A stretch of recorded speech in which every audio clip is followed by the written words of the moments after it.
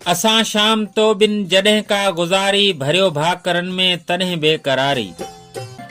ॻोठ मोहम्मद आलम जुणेजो लॻ मिठी शहर जे पटन खां, वफ़ा ज़ाकर गुल जुणेजे जो इंतखाब अयूब खोसे जी शाइरी।